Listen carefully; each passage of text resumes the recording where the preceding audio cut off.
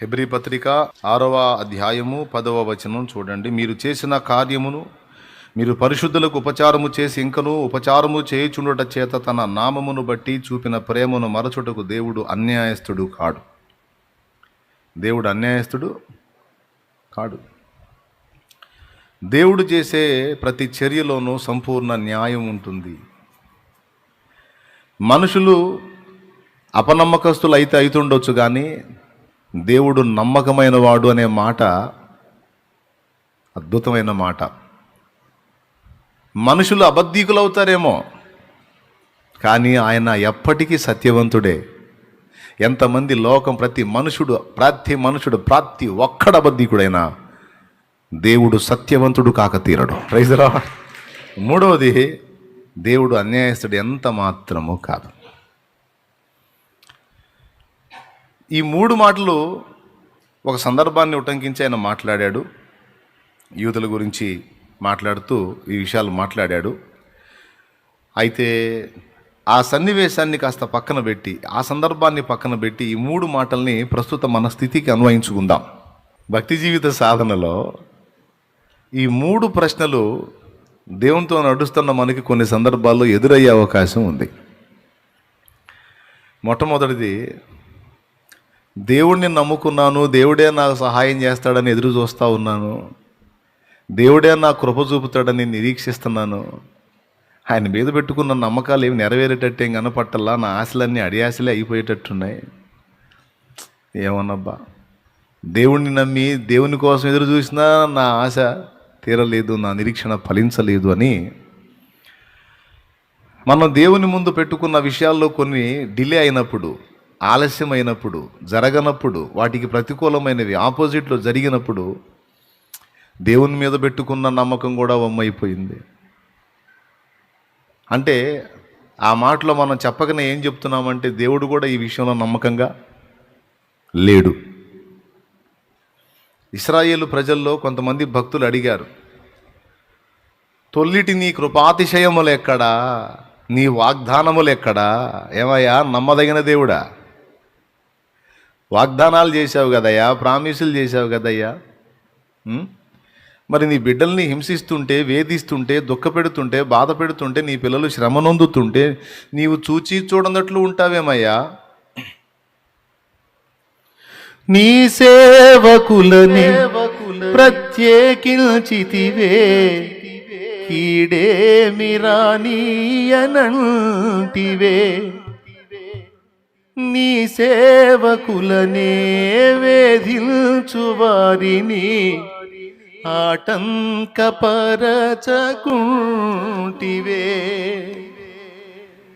నమ్మదగిన దేవా నన్ను ఎడబాయకుము, విరోధుల చేతులో నన్ను పడనీయకుము. నమ్మదగిన దేవా నన్ను ఎడబాయకుము, విరోధుల చేతులో నన్ను పడనీయకుము. న్యాయాధిపతి యేసయ్యా, న్యాయము తీర్చగరావయ్యా. వేదనతో గుండె రగులుచున్నది, ఆదరణే లేక కుములుచున్నది. నాటి భక్తుల వేడుకోలు. ఏమయ్యా, నమ్మదగిన దేవుడా, నేను నమ్మదగిన వాడిని రాయించాలే. ఏంది ఇదేనా నమ్మకత్వం? ఏంది మా పరిస్థితులు?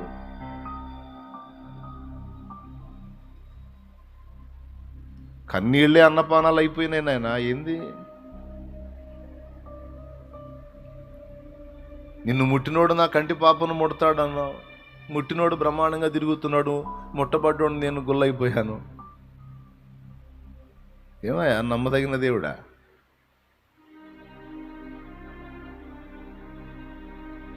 జీవితంలో మనకు ఎదురయ్యేటువంటి కొన్ని ప్రతికూలతల్లో, కొన్ని ఆటుపోట్లలో ఇలాంటి ప్రశ్నలు ఏర్పడతాయి భక్తి సాధనలో.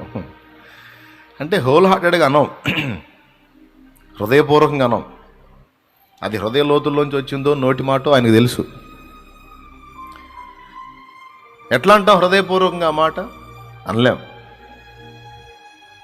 అన్ననాడు ఇంకా ఆయన వదిలిపెట్టినట్టే. హృదయపూర్వకంగా అయితే అనలేం, కానీ ఆయనకు రోషం పుట్టించాలని, ఆయనకు కోపం తెప్పించాలని, ఆయన రెచ్చగొట్టాలని. స్తోత్రం. కొన్నిసార్లు మనసుకు నిజంగా కూడా అనిపిస్తుంది, దేవుడు కూడా ఈ విషయంలో నాకు న్యాయం చేయలేదు బ్రదరు.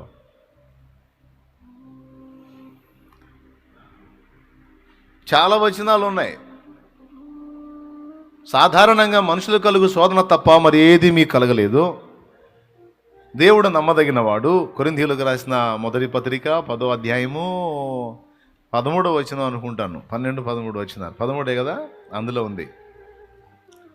సాధారణంగా మనుషులకు కలుగు శోధన తప్ప మరి ఏది కూడా మీకు సంభవింపలేదు. దేవుడు నమ్మదగినవాడు. అద్దుగో, ఇట్లా ఈ మాట చాలా చోట్ల ఉంటుంది. దేవుడు నమ్మదగినవాడు, నమ్మదగినవాడు, నమ్మదగినవాడు. కానీ కొన్నిసార్లు ఆయన తన నమ్మకత్వాన్ని కోల్పోయాడేమో. నన్ను విరోధులకు అప్పచెప్పాడు, నన్ను శత్రువులకు అప్పచెప్పేశాడు, నన్ను సమస్యలకు అప్పచెప్పాడు. ఆయన మాటలు నాకు ఇచ్చిన వాగ్దానాల విషయంలో నమ్మకంగా ఉండలేకపోయాడేమో అనిపిస్తుంది మనసుకి. అంటే మామూలుగా ఉన్నప్పుడు భక్తి మాటలు బాగానే ఉంటాయి, కానీ గాయాలు తగిలినప్పుడు అది అనుభవించిన వాళ్ళకి అర్థమైద్ది, ఒట్టోళ్ళకి అర్థం కాదు. సహజంగా ఈ మాట నేను అన్నప్పుడు కొంతమంది ఊరుకున్నాయి, అట్ట ఎందుకు అంటాం కన్నాయి, సచిన మాట అనం అంటారు. పేతురు అన్నట్టు ఓవర్ కాన్ఫిడెన్స్, కొంతమందికి ఓవర్ కాన్ఫిడెన్స్. ప్రభువా వీళ్ళందరూ నిన్ను వదిలిపెట్టి వెళ్ళిపోతాడేమో, నేను నీకోసం ప్రాణం ఇస్తా అన్నాడు. వాళ్ళందరినీ పక్కన పెట్టి పేతురికి వెళ్ళి చూసి చెప్పాడు, అవునా ప్రాణం ఇచ్చే నువ్వే కొన్ని గంటల్లోనే ఆ యేసు ఎవరో నాకు తెలియదని 3 సార్లు పచ్చాబద్ధం ఫ్రెష్గా ఆడతామని చెప్పాడు. స్తోత్రం. అన్నంత పని అయింది. శ్రమ కొలిమిలో కాలని వాళ్ళు, చేదైన అనుభవాల్లో ప్రయాణం చేయని వాళ్ళు, ముళ్ళ మొకటాన్ని ధరించని వాళ్ళు, ఇరుకు మార్గంలో సరైన రీతిని మోచేతులు పగిలిన అనుభవాలు లేనివాళ్ళు, మోకాళ్ళు పగిలిన అనుభవాలు లేనివాళ్ళు ఎట్టి పరిస్థితుల్లో అట్టనం దేవుణ్ణి, ఆయన నమ్మదగిన వాడు. కానీ కొన్ని చేదైన అనుభవాల్లో ప్రయాణం చేసిన వాళ్ళు కొన్నిసార్లు ఈ పాయింట్స్ మనసులోకి వచ్చి బయటికి అనలేకపోయినా దేవుడు అనుకుంటారు. అలా ఎవరైనా దేవునితో నడిచే బిడ్డల హృదయాల్లో ఆలోచన వస్తే వాళ్ళకి మళ్ళా సమాధానం చెబుతున్నాను, నువ్వు ఇలా అనుకున్నావు, ఇలా అనుకుంటున్నావు, గుర్తుపెట్టుకో, నీకు అర్థం కాకపోయింది, కానీ నేనైతే నీ విషయంలో, నీకు ఇచ్చిన వాగ్దానాల విషయంలో, నేను నీ పట్ల చేస్తానన్న కార్యాల విషయంలో, నీకు నిర్ణయించినటువంటి సమస్తం విషయంలో నేను నమ్మకస్తుడినే అంటాడు. మరి ఏది నీ నమ్మకత్వం అంటే, తెలిసే నాటికి నీకు తెలిసిద్దిలే అంటాడు. ఇప్పుడు నీకు తెలియకపోయినా తెలిసే నాటికి తెలిసిద్దిలే, మౌనంగా ఉంటాడు. సో పాయింట్ నెంబర్ 1, దేవుడు నాకు ఇచ్చిన మాట విషయంలో నమ్మకంగా ఉండలేకపోయాడేమో అన్న ప్రశ్న భక్తులకు కొన్ని దఫాల్లో, కొన్ని సందర్భాల్లో ఏర్పడుతుంది. ఎందుకు ఇంత ఖచ్చితంగా చెప్తున్నానంటే, బైబిల్లోనే రాసుంది. భక్తులు అడిగారు, ఎందాక నువ్వు మౌనంగా ఉందువు అన్నాడు ఒక భక్తుడు దేవుణ్ణి. అర్థమైందా? ఏమన్నాడు? అట్లయితే మీరు తెలుసుకోవాలి, సర్వశక్తుడు నాకు అన్యాయం చేశాడు అంటాడు. మరి ఆ అనుభవాలు పొందినోడికి వచ్చింది ఆ డైలాగ్. మామూలుకి ఎందుకు వచ్చింది? మామూలు పెద్ద పెద్ద మాటలు మాట్లాడతారు. ఏ మాటలు? అసలు కనకూడదు మనం అని, అసలు కనకూడదు మనం, అసలుకి ఏందనుకున్న దేవుడు అమ్మో. కానీ ఏవో అనుభవాన్ని పొందినోడు ఖచ్చితంగా ఇదే స్వభావం వెల్లడి చేస్తాడు. ఎందుకంటే ఆయన అన్ని విషయాల్లో జాగ్రత్తగా ఉన్నాడు, కానీ శ్రమ పొందాడు. చూపిస్తాను, ఏం టెన్షన్ పడద్దు. మొట్టమొదట ఏబు గ్రంథం 13వ అధ్యాయంలో ఫ్రెండ్స్ దేవుడి పక్షంగా మాట్లాడుతుంటే ఏమంటున్నాడు? 13:7 ఒకసారి చూడండి. దేవుని పక్షముగా మీరు అన్యాయపు వాదన చేయదు. దేవుని పక్షం వహించి మీరు న్యాయవాదన చేయటంలో అన్యాయపు వాదన చేస్తున్నారు అన్నాడు. పక్కన పెడదాం. 19:6 చదువు. అలాగైతే దేవుడు నాకు అన్యాయము చేసిననియు తన వలలో నన్ను చిక్కించుకునిననియు మీరు తెలుసుకొనుడి. ఓకేనా? ఉందా? అన్నాడా లేదా? ఏమన్నాడు? నేను న్యాయవంతుడే, నేను పర్ఫెక్టే, దేవుడే నాకు అన్యాయం చేశాడు. అట్లా అనకూడదు ఏమంటారు వాళ్ళు. అనకూడదు ఏందా మరి? నేను చేసిన తప్పేం చెప్పు. ఎవడికి ద్రోహం చేశా, ఎవడికి దుర్మార్గం చేశా, ఎవడి కడుపు కొట్టా, ఎవడి నోటికాడి తీసేసా, ఎవడిని అన్యాయం చేశా చెప్పు. నాకెందుకు ఈ పరిస్థితి? సమస్తం కోల్పోయానే, ఆఖరికి దేహం కూడా రోగంతో మొత్తబడిందే. కాబట్టి దేవుడు నాకు అన్యాయం చేశాడని నేను అంటే తప్పు కాదంటాడు. శ్రమ కొలిమిలో కాలుతున్న వాడికి ఏదో ఒక ఘట్టంలో ఈ డౌట్స్ వస్తాయి. నంబర్ 1, ఆయన తన వాగ్దానాల విషయంలో నన్ను పక్కన పెట్టేశాడు, నెరవేర్చలేదు. ఈ విషయంలో ఆయన నమ్మకంగా నాకు కార్యం చేయలేకపోయాడు అనిపిస్తుండొచ్చు. ఎప్పుడన్నా నిజంగా మనలో మన మాట ఒప్పుకుందాం. ఎప్పుడన్నా నీకు అనిపించిందా? నాకు అనిపించిందన్న కొన్నిసార్లు అంటే చెయ్యొద్దు. నాకు కొన్ని మాటలు ఇచ్చాడు, అవి నెరవేర్చినందున ఏది నాకు దేవుడు ఏం చేశాడు అన్న క్వశ్చన్ నాకు వచ్చింది అన్నది చెప్పు. ఓకేనా? వచ్చిందా? లైవ్లో ఉన్న వాళ్ళని కలిదిద్దాం, కొంచెం జూమ్లో ఉన్న వాళ్ళని, లైవ్లో ఉన్న వాళ్ళని కూడా కలిదిద్దాం. మీకు వచ్చిందా? మరి కొంతమందికి రాలేదు, కొంతమందికి వచ్చింది, చేయి ఎత్తారు. ఎందుకునైనా నాకు ఈ పరిస్థితి అని. థ్యాంక్ యూ యథార్థంగా ఒప్పుకున్నందుకు.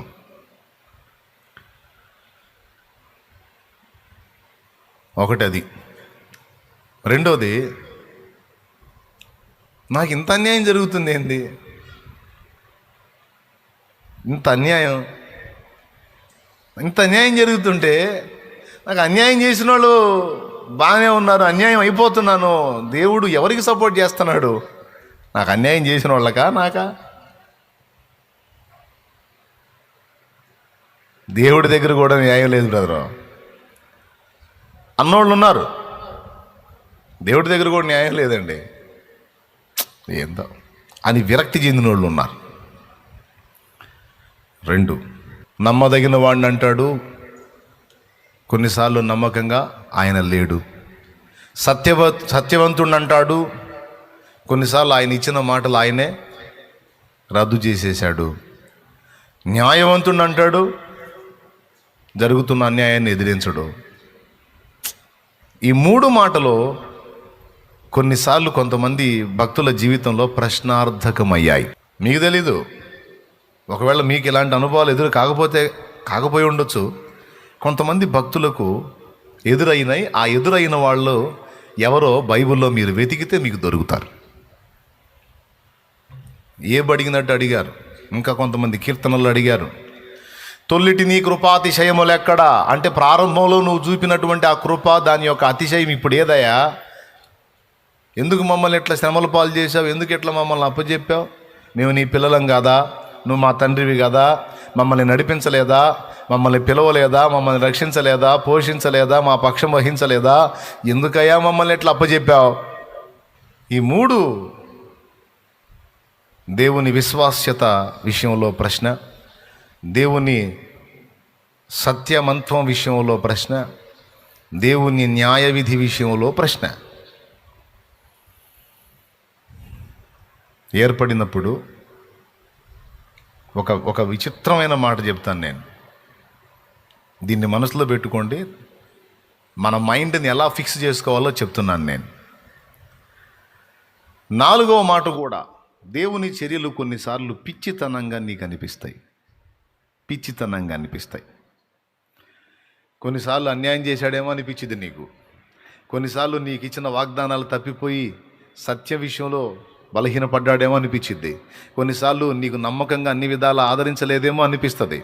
ఈ 3 కాకుండా 4వది, కొన్నిసార్లు ఆయన చేష్టలు వెర్రి చేష్టల్లాగా నీకు అనిపించవచ్చు, పిచ్చి చేష్టల్లాగా నీకు అనిపించవచ్చు. స్తోత్రం. అయినా సరే ఈ 4 నీకు స్పష్టంగా చెప్పా. జీవితంలో ఎప్పుడు మర్చిపోకూడదు. గతంలో ఆ మధ్యకాలంలో ఒకసారి చెప్పే, మళ్ళీ ఒక్కసారి చెప్తున్నా ఇదే పాయింట్. ఆయన అన్యాయమే చేశాడు అనుకో, ఆయన నీకు నమ్మకంగా ఉండలేదే అనుకో, వినండి, ఆయన నీకు ఇచ్చిన మాట ఇవ్వకుండా తప్పిపోయాడని అనుకో, అయినా సరే నువ్వు ఆయన్ని ప్రేమించాలి. ఇది భక్తి.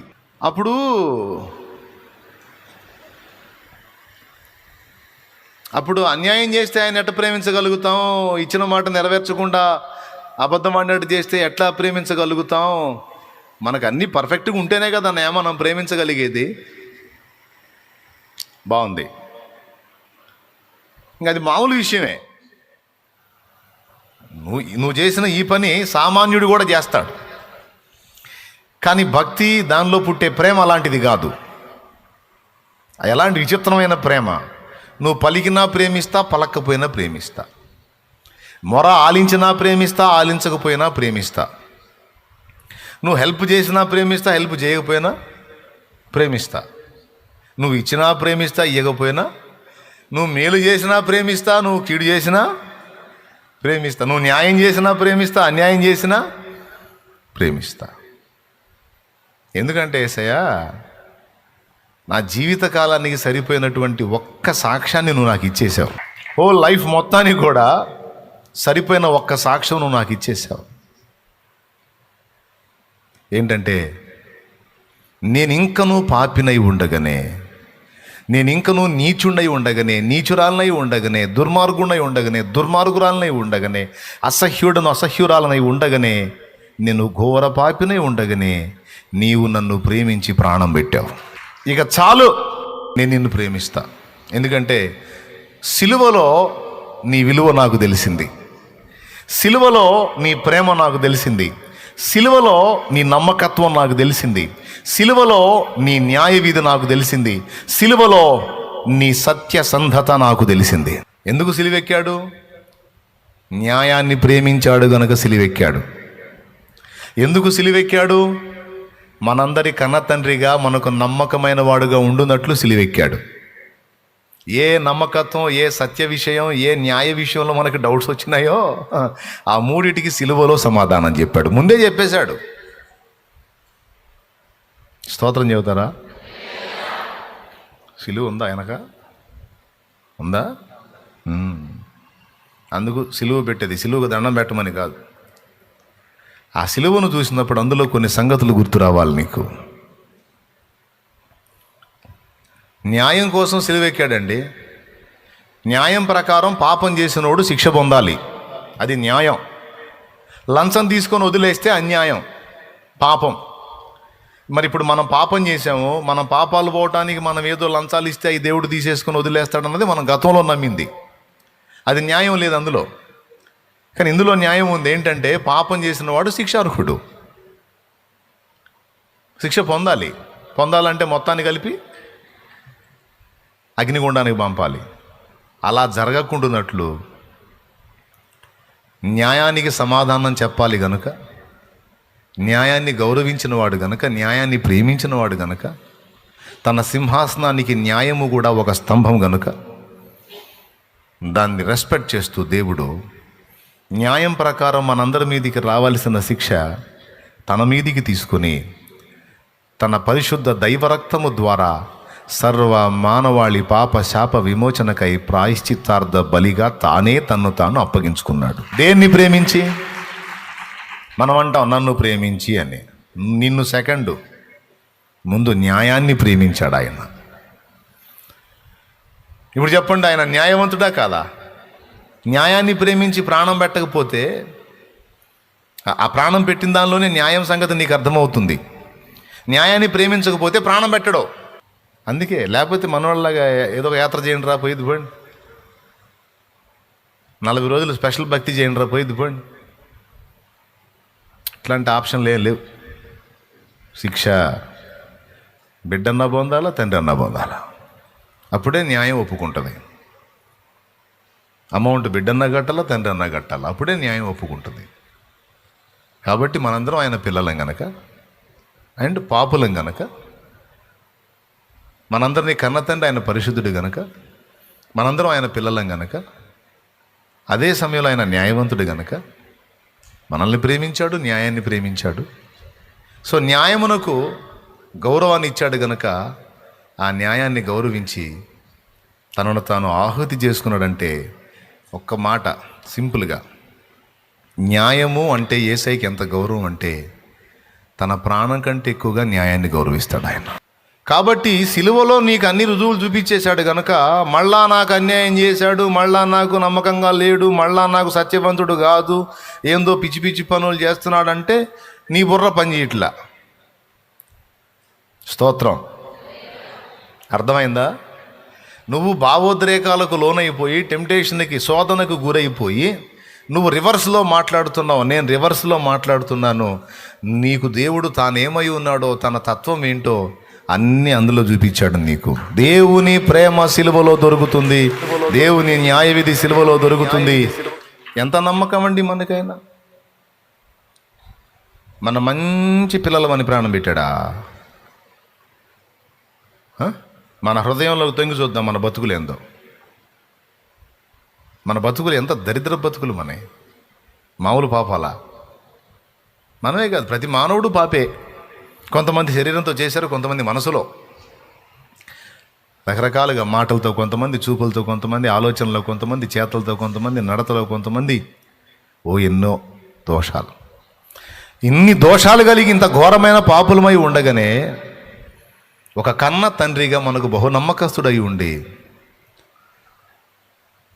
ఏమమ్మా ఏం తెగ లబలబలాడుతున్నావు, నా పిల్లలని ఏం చేశారు, ఏం చేశారంట, నమ్మకంగా వాళ్ళకి ఏదో కుప్పైపోతున్నావు. అమ్మేమంట తెలుసా? ఏడిశారు వాళ్ళు నమ్మకస్తులు కాకపోతే కన్న తల్లిగా నేను నమ్మకస్తురాలుగా ఉంటాను.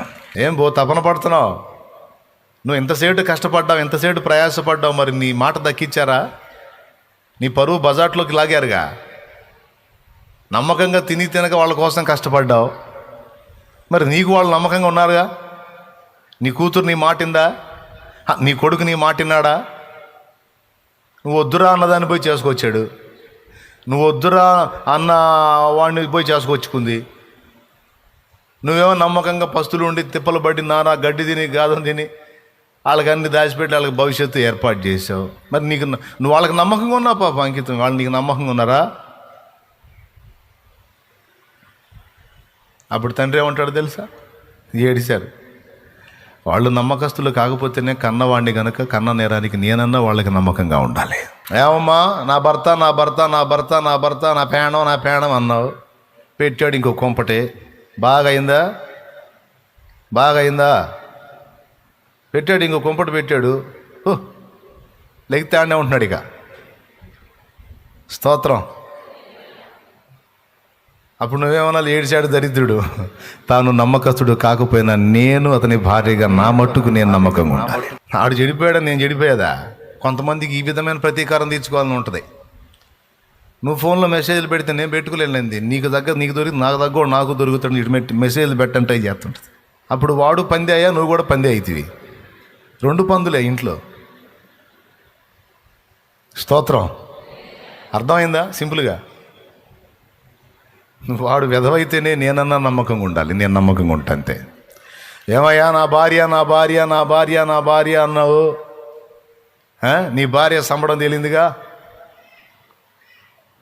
నీ భార్య నీకు నమ్మకంగా ఉండలేకపోయిందిగా. ఆ దరిద్రపు దాన్ని, ఆ దిక్కుమాలిన దాన్ని, ఆ నీచురాల్ని ఎలా ప్రేమిస్తావు నువ్వు?